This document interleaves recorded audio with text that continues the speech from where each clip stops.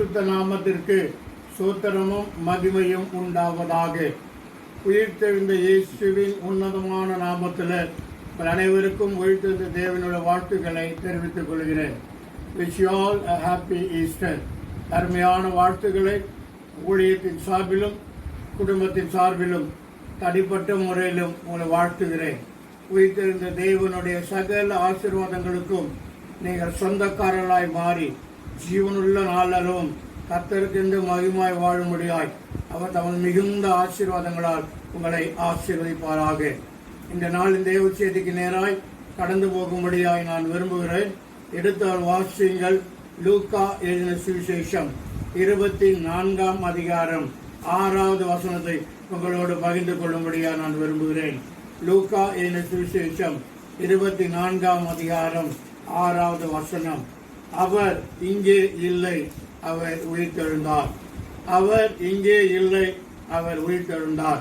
தேவன் தாமே இந்த வார்த்தை மூலமாய் நம்மோடு இடைபடி நாம் எல்லாரும் கண்களை மூடி ஒரு நிமிடம் கர்த்தரை நோக்கி நாம் ஸ்தோத்திரம் பண்ணுவோம். ஆண்டவரே, நீர் எங்களோடு இடைபட வேண்டும். ஆண்டவரே, இந்த வார்த்தையின் மூலமாய் நீர் எங்களோடு கூட பேச வேண்டும் என்று சொல்லி நாம் எல்லாரும் தேவ சமூகத்தில் கண்களை மூடி ஒரு நிமிடம் கர்த்தரை நோக்கி நாம் ஸ்தோத்திரிப்போம். மாத்திரமல்ல, இந்த உயிர்த்தெழுந்த நாளிலே நாம் கர்த்தருடைய திருப்பந்தி நாம் பெறப்போகிறோம். ஆகியால் நம்மை ஆயத்து பண்ணி கொள்ள முடியாது. இந்த ஜபத்தில் நீங்கள் இணையும்படி நான் அன்போடு கூட கேட்கிறேன். நம்ம எல்லாரும் கண்களை மூடுவோம். கீதம் கீதம் ஜெய ஜெய கீதம் கை கொட்டி பாடிடுவோம். இயேசுராஜன் உயிர்த்தெழுந்தார், அல்லேலூயா, ஜெயம் என்று ஆர்ப்பரிப்போம். இயேசுராஜன் உயிர்த்தெழுந்தார், அல்லேலூயா, ஜெயம் என்று ஆர்ப்பரிப்போம்.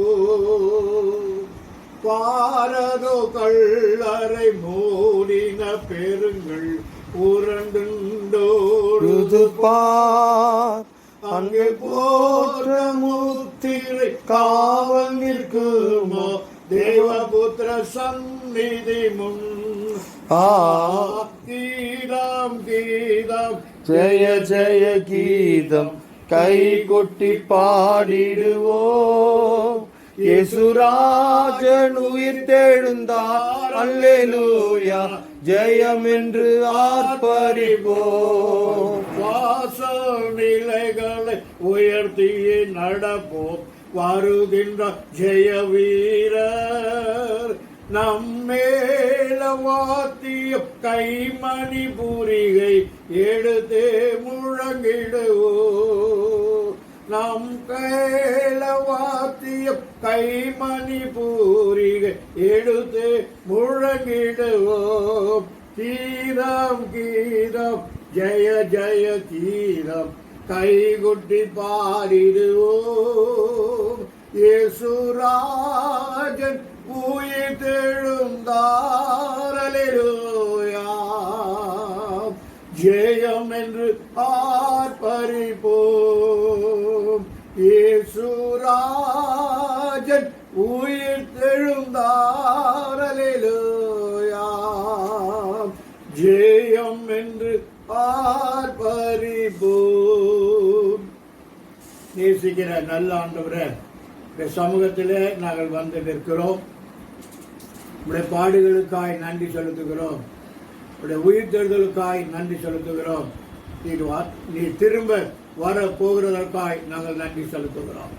இந்த நாளிலும் கூட உயிர்த்தெழுதலின் மகிமையும் உயிர்த்தெழுதலின் ஆசீர்வாதத்தையும் நாங்களும் இப்படிப்பட்ட உயிர்த்தெழுதல் பங்கு பெற வேண்டிய ஆலோசனைகளையும் நீர் எங்களுக்கு அருளி செய்யும்படியாக நாங்கள் செபிக்கிறோம்.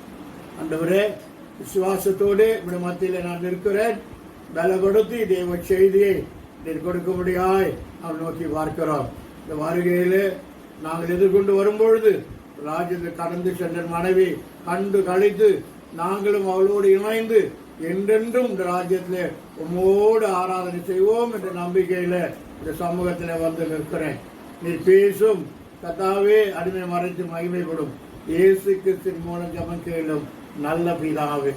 ஆமென் ஆமென் ஆமென்.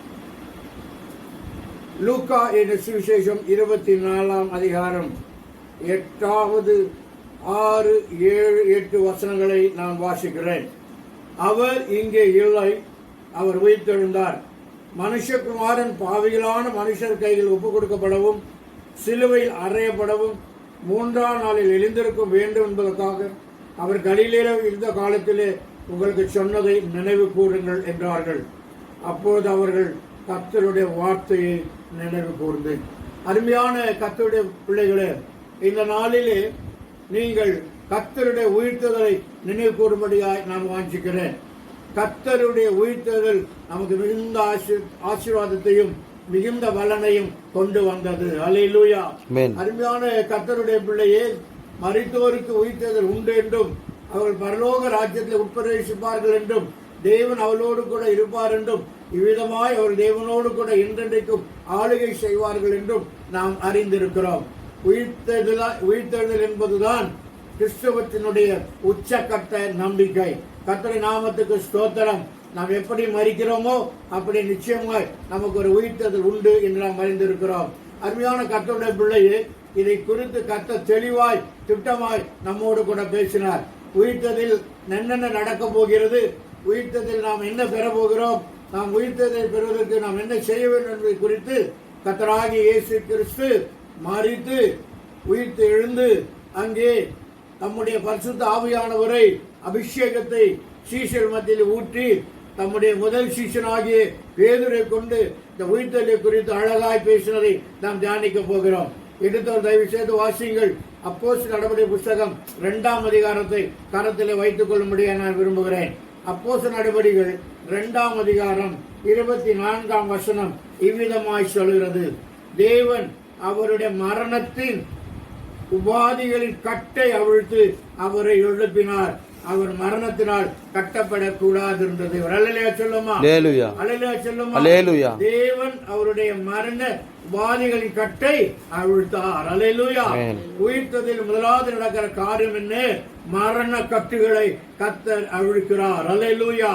அருமையான கர்த்தருடைய பிள்ளையை, மரணம் கர்த்தருடைய பிள்ளைகளை, கர்த்தருடைய விசுவாசிகளை, கர்த்தருடைய பரிசுத்தவான்களை கட்டி வைக்க முடியாது. கர்த்தருடைய நாமத்துக்கு ஸ்தோத்திரம். அவர் மரணத்தின் கட்டுகளின் உபாதைகளை அங்கே அறுக்கிறார் அல்லது அவிழ்க்கிறார் என்று சொல்லி நாம் பார்க்கிறோம். ஏன் இயேசுக்கு இந்த மரணம் என்ற கேள்வி நமக்கு வரும்பொழுது அதுக்குரிய பதிலே நாம் அதன் முந்தின வசனத்தை நாம் வாசிக்கிறோம். அப்படி இருந்தும் தேவன் நிர்ணயித்திருந்த ஆலோசனையின்படியும் அவருடைய முன்னறிவின்படியும் ஒப்பு கொடுக்கப்பட்ட அந்த இயேசுவை நீங்கள் பிடித்து அக்கிரமக்கார கைகளினாலே சிலுவையிலே ஆணையடித்து கொலை செய்தீர்கள் என்று சொல்லி நாம் பார்க்கிறோம். தேவன் இந்த மரணத்தின் வாதின் கட்டை இயேசுக்கு முன் குறித்து வைத்திருந்தார். அல்லேலூயா. அவர் காட்டிக் கொடுக்கப்பட வேண்டும், அவர் சிலுவையிலே அறைய வேண்டும். அவர் சிலுவையிலே அறிந்து மாத்திரம் அல்ல, இப்படியாய் அவன் இன்னும் வைராக்கியமாய் சொல்கிறான், அவர்கள் கொலை செய்தார்கள் என்று சொல்லுகிறார். உண்மைதான். ஏன் அந்த வார்த்தை வருகிறது என்று சொன்னால், சிலுவை மரம் ஒரு சாபத்தின் மரமாய் இருந்தது. அந்த நாட்டின் சத்தத்தின்படியே சபிக்கப்பட்ட யாவையும் அப்படிப்பட்ட சிலுவை மரத்தில் அவர்கள் தூக்கிட்டு தொங்க வைப்பது வழக்கம். ஆகையால் தான் அது சாபத்தின் மரமாய் காணப்பட்டது. ஆகையால் தான் மற்றவரை கொலை செய்தது போல நீங்கள் இயேசுவை கொலை செய்தீர்களே என்று சொல்லி அங்கே பேதுரு ஆவின் அபிஷேகத்தை நிறைந்து பேசுகிறதை நாம் காண்கிறோம். இந்த மரண கட்டை அவிழ்த்து, கட்டை கொடுத்தவர் கட்டை அவிழ்க்க வல்லவராய் இருக்கிறார். அல்லேலூயா. இந்த உலகத்திலே நாம் என்னதான் வாழ்ந்தாலும் இந்த மரணத்துக்கு நீங்களாக முடியாது. கர்த்தருடைய நாமத்துக்கு ஸ்தோத்திரம். மரணம் இல்லையே என்றால், பரிசுத்தம் இல்லையே என்றால், கர்த்தருடைய மரணம் இல்லை என்றால் நமக்கு நிச்சயமாக பரலோகமும் நித்திய ஜீவனும் கொடுக்கப்பட்டிருக்க மாட்டாது. நம்முடைய பாவங்களுக்காக மரித்ததனால் நமக்கு ரட்சிப்பு அங்கு தேவன் அருணதை நாம் பார்க்கிறோம். அதை சந்தோஷமாய் ஏற்றுக்கொண்டார். இன்னொரு இடத்திலே சொல்லுகிற போது அவர் தாம் படப்போகிற பாதையை குறித்து எல்லாரும் கவலைப்படாமல் அதனால் வருகிற மகிமை எண்ணி அதை சந்தோஷமாய் ஏற்றுக்கொண்டார் என்று சொல்லி நாம் பார்க்கிறோம். அருமையான கர்த்தருடைய பிள்ளையே, உன் ஜீவனுள்ள தேவனை மரண உபாதத்தில் கட்டை அவிழ்த்து அவர் எழுப்பின தேவன் உன்னையும் எல்லா கட்டுகளையும் இந்த நாளிலே உன்னை விட்டு அவிழ்த்து விடுவித்து உன்னை ஆசீர்வதிப்பாராக என்ற முதல் ஆசீர்வாதத்தை நான் உனக்கு கூறுகிறேன். இந்த நாளிலே நீ சூழ்நிலைகளினாலும் வியாதிகளினாலும் கஷ்டத்தினாலும் அவமானத்தினாலும் போராட்டத்தினாலும் பலவிதமான கொடிய ரோகத்தினாலும் அல்லது மரண ஆக்கிரிக்குள்ளான காரியத்துக்குள்ளாகவும் நீ தீர்க்கப்பட்டிருப்பாயானால், ஓ பிதாவாகிய தேவன் குமாரனை அந்த வாதில் கட்டில் விடுவித்தது போல இந்த நாளில் உன்னை விடுவிப்பான். கர்த்தருடைய உயிர்த்தெழுதல் உன் கட்டுகளை விடுவிக்கும். Praise the Lord. உன் குடும்பத்துக்கு ரட்சிப்பை கொண்டு வரும், உனக்கு ஆசீர்வாதத்தை கொண்டு வரும், உனக்கு அபிஷேகத்தை கொண்டு வரும், உன் தரித்திரத்தை மாற்றும், உன் வியாதியை மாற்றி போடும், உன்னுடைய எல்லா சூனிய கிரியைகளை அழித்து போடும், உன்னுடைய தடைகள் எல்லாம் உடைக்கும், உன்னுடைய பிசாசின் கிரியைகள் முன்னோருடைய கிரியைகள் ஆக்கினைகள் எல்லாத்தையும் கர்த்தர் உடைத்தெறிந்து உன்னை விடுவிக்க உண்மையாளராய் இருக்கிறார். ஒரு அல்லேலூயா சொல்லுமா? அல்லேலூயா. ஏன் சொன்னா இயேசுவை மரணத்தினால் கட்டப்படக்கூடாது இருந்தது. அல்லேலூயா. மரணம் அவரை கட்டுப்படுத்த முடியவில்லை. இயேசு கிறிஸ்துவின் மரணமும் உயிர்த்ததும் பிசாசுக்கு ஒரு பெரிய ஏமாற்றத்தையும் தோல்வியில் கொண்டு வந்தது. சொல்லமா? அவன் நினைச்சான் இயேசுவை எப்படியாயிரம் அழித்து விட்டால் எல்லாம் முடிந்துவிடும், திரும்ப நாம் அவருடைய இடத்தில் சென்று அவருடைய ஆளுகையை கைப்பற்றலாம் என்று நினைத்தான். ஆனால் இயேசுவின் மரணம் அவரை கட்டுப்படுத்த முடியாது என்பதை அவன் அறியாதிருந்தான். அல்லேலூயா. ஆகையால்தான் பவுல் எழுதுகிறான், கிறிஸ்து எனக்கு ஜீவன், சாவு எனக்கு ஆதாயம். மரணம் இயேசுவுக்கு ஒரு ஆதாயமாக இருந்தது. இதற்காக பிசாசின் கிரியை அழிக்கத்தக்கதாக, பாதாளத்தின் வல்லமைகளை மேற்கொள்ளத்தக்கதாக. அல்லேலூயா. ஜீவகாலம் எல்லாம் மரண பயத்துக்கு அடிமையாக இருந்த தம்முடைய பிள்ளைகளை விடுவிக்கும்படியாய் தேவன் தாமே மரணத்தை ருசி பார்த்தார். ஆகையால் தான் அவர் உயிரோடு இருக்கும் போதே சொன்னார், என்னை விசுவாசிக்கிறவன் மரித்தாலும் பிழைப்பான், நானே வழியும் நானே சத்தியமும் நானே ஜீவனுமாய் இருக்கிறேன் என்று சொல்லுகிறான். அல்லேலூயா சொல்லுமா? கர்த்தருடைய பிள்ளைகளே, நம்மை மரணம் மேற்கொள்ள மாட்டாது, பாதாளம் நம்மை மேற்கொள்ள மாட்டாது. காரணம், நமக்காக அந்த பாதின் கட்டுகளை ஏற்கனவே அவர் அனுபவித்து அவிழ்த்து, அது மாத்திரமல்ல மரணத்துக்கு அதிகாரியான பிசாசை அவர் அங்கே தலையை நசுக்கி, மரணமே உன் கூறங்கே, பாதாளமே உன் ஜெயமேங்கே என்று சொல்லி பாதாளத்தை ஜெயித்து கர்த்தருடைய நாமத்துக்கு ஸ்தோத்திரம், மரணத்தை அழித்து தம்முடைய பிள்ளைகளுக்கு நித்திய ஜீவனையும் பரலோக ராஜ்யத்தையும் வானாதி வானங்களுக்கு மேலாக ஏற்படுத்த தேவனை நன்றியோடு கூட நாம் ஸ்தோத்திரிப்போம். அல்லேலூயா. இன்று மரணம் வறுமையானால் நீ பயப்பட அவசியம் இல்லை. கர்த்தருடைய நாமத்துக்கு ஸ்தோத்திரம். இயேசுவை மரணத்தால் கட்ட முடியாத இருந்த அதே பிசாசு உன்னை கட்ட முடியாதபடிக்கு தோல்வியடைந்து கர்த்தர் தம்முடைய பரிசுத்தவான்களை தம்மோடு கூட அவர் ஆத்மா ஆவி ஆத்மா சரீரத்தை அவர் நிச்சயமாய் தமக்கென்று முன்குறித்திருக்கிறபடினாலே ஏற்ற காலத்தை அதை உயிர்ப்பிக்க பண்ண வல்லவராய் இருக்கிறார். அல்லேலூயா சொல்லுமா? அல்லேலூயா. இதைத்தான் தாவீது அங்கே சொல்லுகிறார். நீங்கள் தாவீது சொல்லுவது 31வது வசனம் வாசிக்கும் போது, அப்போஸ் நடுவில் 2:31 அவன் கிறிஸ்துவினுடைய ஆத்மா பாதாளத்தில் விடப்படவில்லை என்றும் அவருடைய மாம்சம் அழிவை காண்பதில் என்றும் உண்டறிந்து அவர் உயிர்த்ததில் குறித்து இப்படி சொன்னான். சொல்லுமா? சொல்லுமா? ஏற்கனவே தாவீது கர்த்தர் வெளிப்படுத்தியிருந்தார். என்ன வெளிப்படுத்தியிருந்தால் நல்லா கவனிச்சு கொள்ளுங்க. அங்கே கிறிஸ்துடைய ஆத்மா பாதாளத்தில் விடப்படுவதில்லை. ஆமென். நம்முடைய ஆத்மா ஒருபோதும் பாதாளத்துக்கு போக வழியே இல்லை. அதுக்காக ரத்தத்தை சிந்தினார். அல்லேலூயா சொல்லுமா? அதற்காக ஜீவனை கொடுத்தார். அல்லேலூயா சொல்லுமா? நம்முடைய ஆத்மா அவரோடு இணைந்து என்றைக்கு வாழும்படியாய் கர்த்தர் விரும்பினால்தான் தேவன் அங்கே தாவீதுக்கு வெளிப்படுத்தினார், என்னுடைய ஆத்மா பாதாளத்திலே விடப்படுவதில்லை. அது மாத்திரமல்ல, இன்னொரு காரியம் சொல்றான், அவருடைய மாம்சம் அழிவை காண்பதில்லை. நல்லா கவனிச்சு கொள்ளுங்க. எல்லாத்துக்கும் ஒரு மேனிகள் உண்டு. அதுபோல நமக்கும் கர்த்தர் ஒரு சரீரத்தின் மேனியை கொடுத்தார். அல்லேலூயா சொல்லுமா? அதுதான் இந்த உலகத்துல வாழ்ந்தோம். ஆனா கவனிங்க, கொஞ்சம் கவனிங்க, வேகம் டிஸ்டர்ப் கவனிங்க, நல்லா கவனிங்க. இந்த சரீரம் அழிந்து போகும்போது கர்த்தருடைய நாமத்துக்கு ஸ்தோத்திரம். இதை ஏன் முற்றிலுமாய் கர்த்தர் சரீரத்தை அழிக்கிறார்? வர்றது மூலமா நல்லா கவனிச்சுக்கணும். ஏன்னா இந்த சரீரத்தினால்தான் பாவம் உண்டாயிடுச்சு. அல்லேலூயா. இந்த சரீரத்தை தான் மனுஷன் பாவம் செய்தான். இந்த சரீரத்தை தான் மனுஷன் எல்லா விதமான அக்கிரமங்களையும் நடப்பித்தான். ஆகையால் இந்த சரீரம் மாம்சமும் ரத்தமும் நல்லா கவனிச்சு கொள்ளுங்க, பரலோக ராஜ்யத்தில் பிரவேசிப்பதில்லை, பிரவேசிக்க முடியாது. அதனால்தான் மண்ணிலிருந்து ஆண்டவன் உண்டாக்கினார்.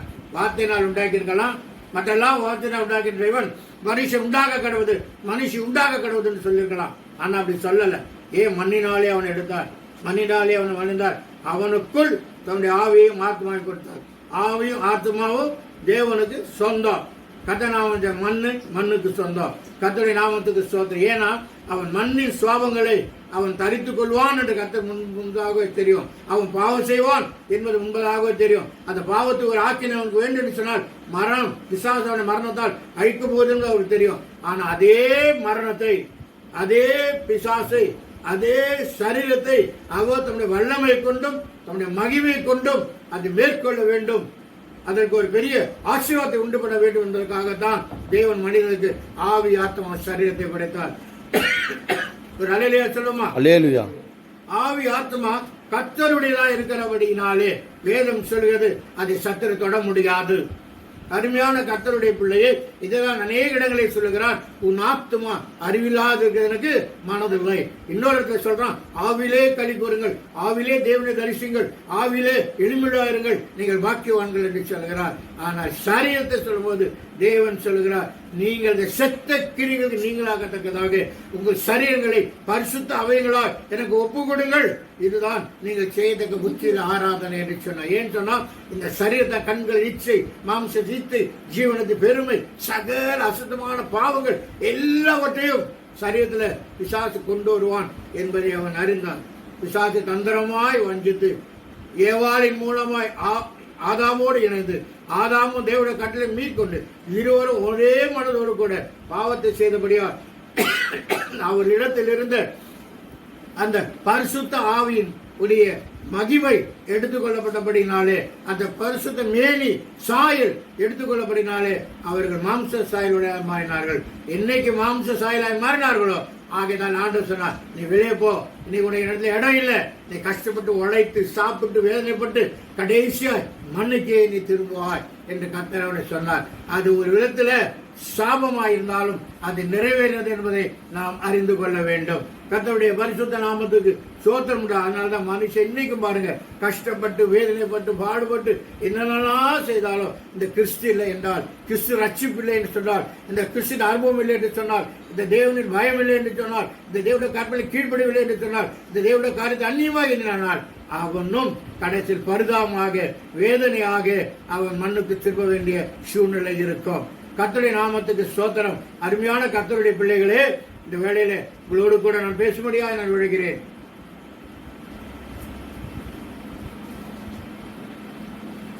நன்றாக தெரிந்து கொள்ளுங்கள், ஏன் பிசாசு தேவனுடைய சரீரத்தை மேற்கொள்ள முடியவில்லை.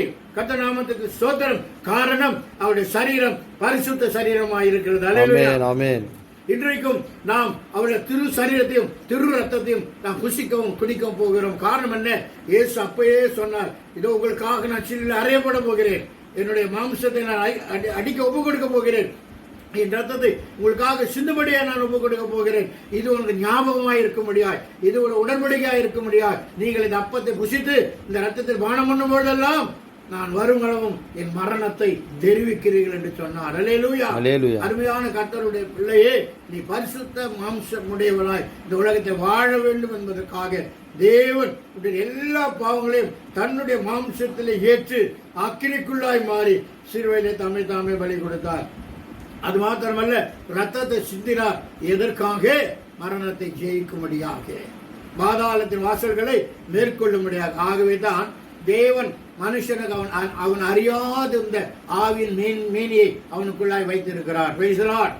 உயிர்த்தலில் நடக்கிற காரியம் என்ன தெரியுமா? இந்த சரீரம் பல்வராஜ்யம் போகிறது கிடையாது. இது ஆக்கிற்குள்ளாய் தீர்க்கப்பட்டு முடிந்து விட்டது. கர்த்தருடைய நாமத்துக்கு ஸ்தோத்திரம். அதற்கு பதிலாக கர்த்தருடைய வருகையிலே உயிர்த்தலில் நமக்கு என்ன நடக்கும்? அழகாய் குறிந்தல் சொல்றான். அது விளக்குனா ரொம்ப நேரம் ஆகும். கர்த்தருடைய நாமத்துக்கு ஸ்தோத்திரம். கனம் உள்ளதாய் கனவீனம் உள்ளதா இது விதைக்கப்படும், கனம் உள்ளதா இது எழுந்திருக்கும் சொல்லுகிறார். பலவீனம் உள்ளதா இது விதைக்கப்படும், பலம் உள்ளதா இது எழுந்திருக்கும் சொல்லுகிறார். மாம்ச சரீரம் அங்கே விதைக்கப்படும், ஆவிக்குரிய சரீரம் அங்கே எழுப்பப்படும். சரீரத்துக்குரிய மேனிகள் உண்டு, ஆவிக்குரிய மேனிகளும் உண்டு. பறவைகள் மாம்சம் வேறு, மனுஷனுடைய மாம்சம் வேறு. நீங்கள் அடுத்து வாசித்து பார்க்கலாம், அழகாக அங்கே சொல்லிக் கொண்டு வருகிறார். கடைசியா சொல்லும் போது, ஜெயம் கொடுத்த நம்முடைய தேவனுக்கு சோத்திரம் உண்டாவதாக என்று சொல்லி அங்கு எழுதியதை பார்க்கலாம். அருமையான கர்த்தருடைய பிள்ளையை நன்றாக கவனித்துக் கொள்ளுங்கள். உயிர்த்தெழுதல் ஏன் அவசியம்? நீ தேவனோடு போய் சேர வேண்டும். எங்கிருந்து வந்தாயோ அங்கே you have to go back. கர்த்தநாமத்துக்கு ஸ்தோத்திரம். யார் அனுப்பினாரோ அவரிடத்துக்கு நீ போய் சேர வேண்டும். ஆகவேதான் இயேசு உயிரோடு சொன்னார், நான் என் பிதாவின் வீட்டிற்கு போகிறேன், அங்கே உங்களுக்காக அநேக வாசஸ்தலங்களை உருவாக்குவேன். நான் வாசஸ்தலங்களை உருவாக்கின பிறகு நான் வந்து திரும்பவும் உங்களை அழைத்து கொண்டு போவேன். இவ்விதமாய் நீங்கள் என்னோடும் நான் உங்களோடு சேர்ந்து நாம் என்னென்னைக்கு அவன் ஆராதிப்போம் என்று சொன்னான். அப்ப தோமா சொன்னான், ஆண்டவரே நீ போகிற வழியை நாங்கள் அறியோம் என்று சொன்ன பொழுது அவன் சொன்னான், நானே வழியும் சத்தியமும் ஜீவனுமாய் இருக்கிறேன், என்னை விசுவாசிக்கிறவன் மரித்தாலும் பிழைப்பான் என்று சொன்னான். கர்த்தருடைய பிள்ளைகளுக்கு மரணத்துக்கு பயம் தேவையில்லை. என் மனைவியுடைய மரணத்துல அவன் மரணத்தை குறித்து பயமே இல்லாம தைரியமாய் சர்வசாதாரணமாய் தேவன் அதை கடந்து போனதை நான் பார்த்தேன். அல்லேலூயா. கர்த்தருடைய நாமத்துக்கு ஸ்தோத்திரம் உண்டாகட்டும். ஆகையால் தாவீது இங்கே சொல்லுகிறான், அந்த வசனத்தை மறுபடியும் நான் வாசிக்கிறேன், நல்லா கவனித்து பாருங்கள். கிறிஸ்துவனுடைய ஆத்துமா பாதாளத்திலே விடப்படுவதில்லை என்றும் கர்த்தருடைய நாமத்துக்கு ஸ்தோத்திரம், அவருடைய மாம்சம் அழிவை காண்பதில்லை. அப்போ கிறிஸ்துவுடைய ஆத்மா மாம்சத்து பிசாசு என்ன செய்ய முடியாது, தொட முடியாது, அழிக்க முடியாது. அப்போ அவருடைய பிள்ளைகளும் அப்படிப்பட்ட ஆசீர்வாதத்தை சுதந்திரத்துக் கொள்ளும்படியாக தான் இயேசு பாவங்களுக்காக தன்மையே பலியாக கொடுத்து பரிசுத்த ரத்தத்தை சிந்தி அந்த ரத்தத்தின் மூலம் பாவங்களுக்காக மீட்பை நமக்கு கொண்டு வந்து நம்முடைய ஆத்மாவையும் பாதத்தை விடாதபடிக்கு கர்த்தருடைய நாமத்துக்கு ஸ்தோத்திரம், நம்முடைய மாம்சமும் அழிவை காணாதபடிக்கு இருக்கும்படிக்காக தேவன் இந்த உயிர்த்தெழுதலில் பங்கு பெற வேண்டியது அவசியமாயிருந்தது. அதான் வேதம் சொல்லுது, அவர் எப்படி இறங்கினாரோ அதேபடி மேலே ஏறி போனார். கடைசியாக இயேசு கிறிஸ்து பரலோகத்துக்கு போற காட்சிகளை பார்க்கும்போது சீஷர் சொன்னாங்க, நீர் வானத்தை அண்ணாந்து நோக்கி பார்க்கிறது என்ன? எப்படி அவர் உங்களுக்கு எடுத்துக்கொள்ளப்படுகிறார்களோ அப்படியே திரும்ப வருவார். அருமையான கர்த்தருடைய பிள்ளையே, நமக்கு முன்பாக போகிறவர்கள் நம்மை வரவேற்கும்படியாய் அவள் அங்கே சென்றிருக்கிறார்கள். அவள் திரும்ப பரிசுத்தவான்களோடு கூட வருவார்கள். உயிரோடு நாமும் எடுத்துக்கொள்ளப்பட்டு எந்தற்கு தேவராஜ்யத்தின் நிலையத்திற்கு அறிந்து கொள்ள வேண்டும். அடுத்தபடியாக நன்றாக கவனித்து பாருங்க, ஏன் அவர் எடுத்துக்கொள்ளப்பட்டார்? ஒய் கிரைஸ்ட் சொந்தது ஏன் எழுந்தார்? கர்த்தநாமத்தை மூன்று காரியம் நல்ல ஞாபகத்தை. ஒன்று, உங்க மாமிசம் அழிவை காணக்கூடாது. கர்த்தருடைய நாமத்துக்கு ஸ்தோத்திரம். அதாவது ரொம்ப உங்களுடைய ஆத்மா பாரதத்துக்கு போகக்கூடாது. முதலாவது பாயிண்ட். ரெண்டாவது பாயிண்ட், அவர் ஏன் எடுத்துக்கொள்ளப்பட்டார்? 33வது வருஷத்தை வாசித்து பாருங்கள். அவர் தேவனுடைய வலதுகரத்தினாலே உயர்த்தப்பட்டு பிதா அவருடைய வாக்குத்தத்தத்தின்படி பரிசுத்த ஆவியை பெற்று இப்போது நீங்கள் காண்கிறதும் கேட்கிறதுமாக இதை பொழிந்திருக்கிறார். அல்லையா சொல்லுமா? அவரு தெரியும் எந்த காலத்திலும் அவர் தன் பிள்ளைகளை விட்டு தனியா இருக்க விரும்பவே இல்லை. அவர் சொன்னாரு, உலகத்தின் சகல நாட்களில் முடிவறிந்தோம் நான் உங்களோடு கூட இருப்பேன். வாக்கு தத்தம் பண்ணினவர் உண்மையுள்ளவர், மாறாதவர். கர்த்தர் நாமத்துக்கு ஸ்தோத்திரம். தேவன் இப்பொழுது நம்மோடு கூட இருக்கிறார், நம் மத்தியில் அசைவாடி கொண்டிருக்கிறார். எப்படி? பரிசுத்த ஆவியானவரை அவர் அனுப்புகிறார். கர்த்தர் நாமத்துக்கு ஸ்தோத்திரம். பரிசுத்த ஆவியானவர் உங்களை வாசம் பண்ணும்படி நீங்கள் இடம் கொடுத்து அவரோடு இணைந்து அந்த அபிஷேகத்தை பெற்று அந்த அபிஷேகத்தை நிரம்பி ஒரு நாள் அவரோடு இடைப்பட்டு கொண்டிருக்கும் போது உயிர்த்தெழுந்த இயேசுவின் அனுபவத்தை நீங்கள் நிச்சயமாய் உங்கள் சரீரத்திலும் உங்கள் ஆவியிலும் ஆத்மாவிலும் உணர முடியும். ஏனென்று சொன்னால் பரிசுத்த ஆவியானவர் வந்து உங்களை போதித்து கண்டித்து உணர்த்தி பாவங்களை எச்சரித்து உங்களை வழி நடத்துவார். ஆண்டவருக்கு தெரியும், இந்த கனக உயிரோடு நாட்டில் தெய்வ வசதி கேட்ட போது கீழ்படியில போயிட்டாங்க. கர்த்தர் கிறிஸ்து வந்து இவ்வளவு பாடுகளை மட்டும் அவங்க மறந்து போயிட்டாங்க. சொந்த சீஷர் கூட பாருங்க, இயேசு சொன்னதை மறந்து விட்டார். இயேசு சொன்ன நினைவிட்டு போட தேவதூதர்கள் தேவைப்பட்டார்கள். கண்டிட்டு போறாங்க, அழுதுட்டு போறாங்க. ஆனா அவங்க போயிருக்கூடாது. என்ன சொல்லணும்? எங்க இயேசு உயிர்த்தா சொல்லிட்டாருங்க. இயேசு உயிர்த்த இயேசு வர இருக்க நாங்க கீத வாத்தியங்களோடு போகிறோம் போயிருக்கணும். தூபாக இருக்கட்டும், எல்லா தூபாரகத்தை எடுத்துட்டு அழுதுட்டு ஒரு நம்பிக்கையில்லாத போல போட்டாங்க. அதான் ஆண்டவர் சொன்னாரு, மரணத்துல பார்த்து பவுல் இருக்கிறான், நீங்கள் மற்றொரு போல சுக்கித்து அழ எனக்கு என்ன இல்லை மனதில்லை. கிறிஸ்து மரித்து உயிரோடு இருந்து விசுவாசிக்கிறோமே, கிறிஸ்துக்குள் நித்தடைகளும் கர்த்தர் அப்படியே கொண்டு வருவார் என்ற நம்பிக்கை இருக்கணும். கர்த்தருடைய நாமத்துக்கு ஸ்தோத்திரம். இங்க கவனிங்க, தூதர்கள் சொல்றாங்க, ஏங்க ஏற்கனவே சொன்னாரு மாட்டீங்களா? அதான் சொன்னாரு, பாய் கை ரொம்ப கொடுப்பேன், என்னை சிலர் கொலை செய்வாங்க, நான் மறித்து அடக்கம் பண்ணுவேன், 3ஆம் நாள் உயிரோடு கூட எதிர்ப்பேன். அவர் சொன்னதை நீங்கள் மறந்து விட்டீர்களா? நினைவு கூறுங்கள். இன்னைக்கு நாம் எடுக்க போகிற இந்த அருமையான பந்தியினுடைய ரகசியம், அல்லது நாம் எடுக்க போகிற கர்த்தர் நமக்கு வாய்த்த பண்ண கொண்டிருக்க இந்த கிறிஸ்துவினுடைய சரீரத்தையும் ரத்தத்தையும் நாம் எதற்காக புஸ்தகம் கொடுக்கிறோம்? அவரை நினைவு கூறும்படியாக எப்பொழுது அதை நீங்கள் நினைவு கூறும்படியாக தேவன் விரும்புகிறார். அதான் சொல்றார் பாருங்க, 32வது வசனத்தில் அவன் சொல்றான், இந்த இயேசுவை தேவன் எழுப்பினார் என்பதற்கு நாங்கள் எல்லாம் சாட்சிகளாக இருக்கிறோம். சொல்லுங்க, நாம் எல்லாம் சாட்சியாக. அவன் சொன்னான், நீங்க அங்கே சொல்லுங்க, உயிர்த்தெழுந்த இயேசு என் உள்ளத்திலே வாழ்கிறார், உயிர்த்தெழுந்த இயேசு குடும்பத்திலே இருக்கிறார், உயிர்த்தெழுந்த இயேசு வல்லமை கிருபைகள் என் பிள்ளையோட வாழ்க்கையில இருக்கிறது, உயிர்த்தெழுந்த இயேசு என்னோடு இருக்கிறார், அவரே தேவன் என்பது நானே மெய்யான சாட்சி. ஆமென். சொல்ல முடியுமா? ஆமென். சும்மா சடங்காச்சாரமா போயிட்டு ஒவ்வொரு வருஷமும் இயேசு வச்சுட்டு அடைஞ்சிட்டு ஒவ்வொரு ஈஸ்வரும் போய் பிரியாணி சாப்பிட்டு அப்புறமேலா இயேசு உயிர்த்தெழுந்தார் சொல்ல பிரயோஜனம் இல்லை. இது ஒரு அனுபவமாய் மாறணும். சில நாட்டில் அப்படியே உபவாசம் இருப்பாங்க, நல்லதுதான். சில கறியாக சாப்பிட மாட்டேங்குவாங்க, நல்லதுதான். சில நாங்கள் ஒன்றும் செய்வனாங்க சாப்பிடுவோம், வேறு எதுவும் சாப்பிட மாட்டோம், நல்லதான். நாங்கள் பூக்கெல்லாம் வைக்க மாட்டோம்னு சொல்லுவாங்க, உண்மைதான். நாங்கள் எந்த கல்விகளில் ஈடுபட மாட்டோம்னு சொல்லுவாங்க.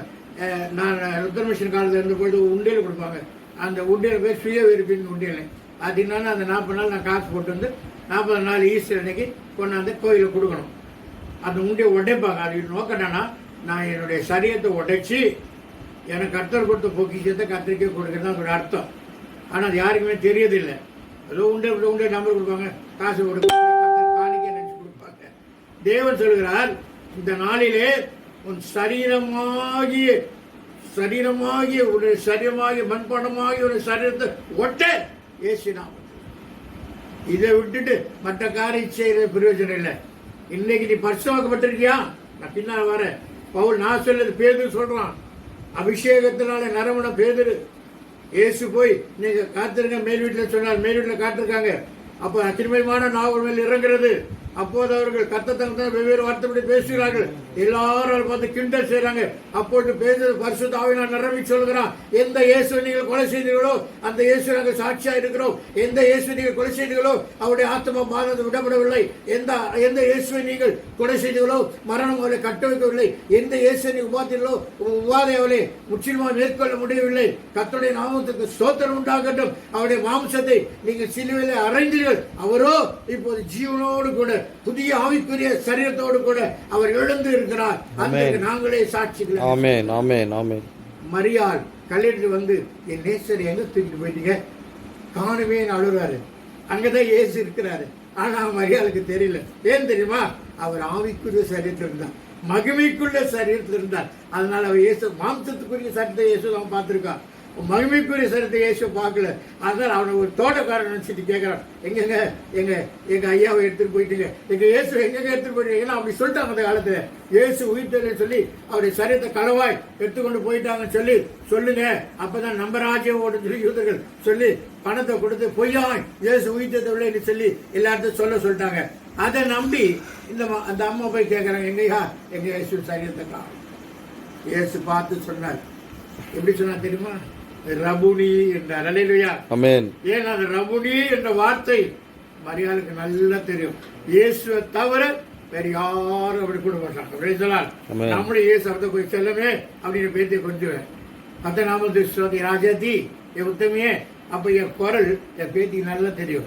என் தாத்தா பேசுறாரு, கத்திர நாம தாத்தாவின் குரல் அருமையான கத்தர் பிள்ளை. அந்த மாதிரி இயேசுவின் குரலை அந்த ரபுனின்னு சொன்ன உடனே மரியாதை சொன்ன போதவரே சொன்னார், என்ன தொடாது நான் தேவனுடைய ராஜ்யத்துக்கு போயிட்டு வரணும். அருமையான கத்துக்கூடிய உள்ள அன்பான ஆண்டவர் தெரியுமா? மரித்த பிறகும் நம்ம மேல ரொம்ப இன்ற வரைக்கும் concerning God is only one. Hallelujah, amen. அவர் வேகமாகவும் வர்றாருங்க, வேகமும் வர்றாரு. சீசர் தன்னை வெளிப்படுத்தணும்னு நினைக்கிறாரு, சீசர்களை ஆசீர்வதிக்கணும்னு நினைக்கிறாரு, சீசர் சமாதானம் சொல்லணும்னு நினைக்கிறாரு, சீசர் வாழ்கள் சொல்லணும்னு நினைக்கிறாரு, சீசர் கட்டளை சொல்லி விரும்புறாரு. அந்த பரலோகத்துக்கு ஒரு நாள் சீக்கிரமா வந்துச்சுனாரு. ஓடி மனித இயேசு உயிர் தந்த பிறகு கூட அதை நம்பாம சில என்ன செஞ்சாங்க, பழைய வேலைக்கு திரும்ப போயிட்டாங்க. பேதுரு பழையபடி மீன் பிடிக்க போயிட்டான். ஐயோ, நான் கொடுத்த அழைப்புன்னு இவன் போயிட்டானே, இவனுக்கு திரும்ப அந்த அழைப்பை கொடுக்கணும்னு சொல்லி பின்னால ஓடி பேதுரை பார்த்து கேட்கிறாரு, யோனாவின் குமாரனாகிய சீமோனே, எந்த அன்பாக இருக்கிறாயா? ஒரு தரம் இல்லை, 2 தரம் இல்லை, 3 தரம் கேட்கிறாரு. ஆண்டவரே என்று அறிவியல் சொன்னார், என் நாடுகளை மேய்ப்பாயாக. உனக்கு அதுதான் அழைச்சேன். மாத்தன்னு சொன்னா நான் போனோட திருமணி போயிட்டு என் மனைவி சொன்ன ஒரு காரியம், அப்பா நான் எடுத்துக்கொள்ளக்கூட உண்மை உங்களுக்கு எல்லாம் தெரியும், எல்லாம் வெளிப்படுத்தி எல்லாம் நீங்க செய்வீங்க. ஆனால் ஒரு காரியம், எனக்கு பிறகு நான் இருந்த காலத்தில் செய்த ஊழியத்தை காட்டிலும் நான் மறித்த பிறகு நீங்கள் பலமாய் ஊழியம் செய்ய வேண்டும். கர்த்தருடைய நாம பலமாய் ஜனங்களை அறிவிக்கணும். நீங்க சோர்ந்து விடக்கூடாது, ஊழியத்தை விட்டுவிடக்கூடாது, ஊழியத்தை பின்பற்றக்கூடாது. இன்னும் அநேகரை சீசராக்கி தேவராஜ்யத்துக்கு உட்பட்டு பிறகுதான் நீங்க தேவராஜ்யத்தை வரணும்னு சொல்ல. அதாங்க உண்மை. அருமையான கர்த்தருடைய பிள்ளையே, இனி வரும் நாட்கள் பயங்கரமான ஒரு நாட்களை நீங்கள் சந்திக்க போகிறீர்கள். இனி ஆலயம் இருக்குமோ, ஆராதனை இருக்குமோ, இப்படிப்பட்ட நிகழ்வை காண முடியுமோ, இப்படிப்பட்ட சத்தியத்தை கேட்க முடியுமோ, இந்த நாளும் காலம் பயங்கரமா இருக்கப்பட்டனாலே அதெல்லாம் கேள்விக்குறியாக காலத்தில் வந்து கொண்டிருக்கிறாய். இந்த நாட்களில் இந்த இயேசுவை ஒரு சொந்த தெய்வமாய் உனக்குள் தரித்துக்கொள். அல்லேலூயா. உன்னை அவருக்கு ஒப்பு கொடுத்து விடு. கர்த்தர் நாமத்துக்கு ஸ்தோத்திரம்.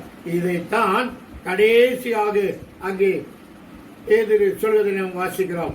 அப்போஸ்தலன் பேதுரு 2ஆம் நிருபத்தில் வாசிங்க. அவன் அழகாய் அவர் சொல்றான். என்ன சொல்றான்? கர்த்தருடைய நாமத்துக்கு ஸ்தோத்திரம். 38வது வசனத்தை வாசிங்கள். பேதுரு அவளை நோக்கி, நீங்கள் மனம் திரும்பி ஒவ்வொருவரும் பாவமன்னிப்பு என்று இயேசு நாமத்தினாலே ஞானஸ்நானம் பெற்றுக் கொள்ளுங்கள். அப்போது பரிசுத்த ஆவியின் வரத்தை பெறுவீர்கள். வாக்குத்தத்தமானது உங்களுக்கும் உங்கள் பிள்ளைகளுக்கும் நம்முடைய கர்த்தராகிய கர்த்தர் தேவனாகிய கர்த்தர் வரவழைக்க தூரத்தில் யாவருக்கும் உண்டாயிருக்கிறது என்று சொல்லி என்ன சொன்னா, கடைசி மட்டும் நீ நிலைச்சிருந்து இவர்களோட உயிர்த்தெழுதலை பெற்று சாட்சியாக வாழ்ந்து பல்லோராஜ்யத்துக்கு போகணும்னா நல்ல கொண்டீங்க, மனம் திரும்ப வேண்டும். மனம் திரும்ப வேண்டும், மாற்றம் வேண்டும். நீ அரசியல் கட்சியை சொல்றான், மாற்றம் வேண்டும். மாற்றம் ஏமாற்றம் தான். அதே போல மனம் திரும்புதல் இல்லைன்னா பரிதாபத்தா. கர்த்தநாமத்துக்கு மனம் திரும்பு. இந்த நாளையில உயிர்த்தலை அனுசரிக்கிற அருமையான கர்த்தருடைய பிள்ளையே, இன்னும் எப்படி இருக்க? நடிக்கிறியா? வேஷம் போறியா? தேவனுக்கு தெரியும். மாய்மானங்களை கர்த்தர் விரும்புகிறார். ஆமென். மாய்மானங்களை கர்த்தர் விரும்புகிறார். அருவருக்கிறார், வெறுக்கிறார். கர்த்தநாமத்துக்கு ஸ்தோத்திரம். இன்னைக்கு நீ மனம் திரும்பிய காரியம் நிறைய இருக்கு. பரிசுக்கு நானும் கூட மனம் திரும்பிய காரியம் நிறைய இருக்கு. அதனால அதுக்காக தான் ஒரு பரிசுத்த ஆவியானவர் அனுப்பினாரு. நான் இந்த பிள்ளைகளுக்கு போய் நேரம் சொல்லுவேன், நான் எல்லாம் முடிச்சு வேலையை முடிச்சு வந்துட்டேன், அதனால என் பிள்ளைகளை நான் மறக்க விரும்பல. சேர்ந்து பரிசுத்த ஆவியானவர் என் வருகை மட்டும் அந்த ஜனங்கள் நடத்தி என்கிட்ட கொண்டு வாங்க. What concerning got you are having. இன்றைக்கும் மனதின் நாட்கள் எங்க குடியிலிருந்து மனம் திரும்பலையா, விபசாரத்திலிருந்து மனம் திரும்பலையா, ரகசிய பாவத்திலிருந்து மனம் திரும்பலையா, கெட்ட பழக்க வகையிலிருந்து மனம் திரும்பலையா, இன்னும் முற்றிலுமாய் தேவனுக்கு இன்னும் உங்களுக்குள்ள பொறாமை, பெருமை, அகந்த வைராக்கியம், கோபம், சண்டை, சச்சரவு, இன்னும் அநேக காரியங்கள் இருக்கா? இந்த உலகத்துக்கு ஆசை, மாம்சத்துக்கு ஆசை, இதை நினைச்சிருக்கிறியா? நீ துரோகம் பண்ணி கொண்டு இருக்கிறியா? கர்த்தருடைய நாமத்துக்கு ஸ்தோத்திரம். மனம் திரும்புது நாட்கள். ஏன்னா இதே பிரச்சனத்தை தான் இயேசு வருதுங்க யோவான் சாண பிரசங்கிட்டார். மனம் திரும்புங்கள், பரலோக ராஜ்யம் சமீபித்திருக்கிறது. இயேசு அதை சொன்னாரு. இப்போ நான் அதை தான் சொல்றேன், மனம் திரும்புங்கள், பரலோக ராஜ்யம் சமீபித்திருக்கிறது. அருமையான கட்டுரை பிள்ளையே, அது மாத்திரமல்ல, ஒவ்வொரு பாவ மன்னிப்புக்கு இயேசு நாமத்தில் ஞானஸ்நானம் பெற்றுக்கொள்ளுங்க. உங்க பிள்ளைகள் ஞானஸ்நானம் பெறாதிருப்பார்களானால் கர்த்தர் நாமத்துக்கு ஸ்தோத்திரம், ஞானஸ்தானத்துக்குள்ள பிள்ளைகளை நடத்துங்கள்.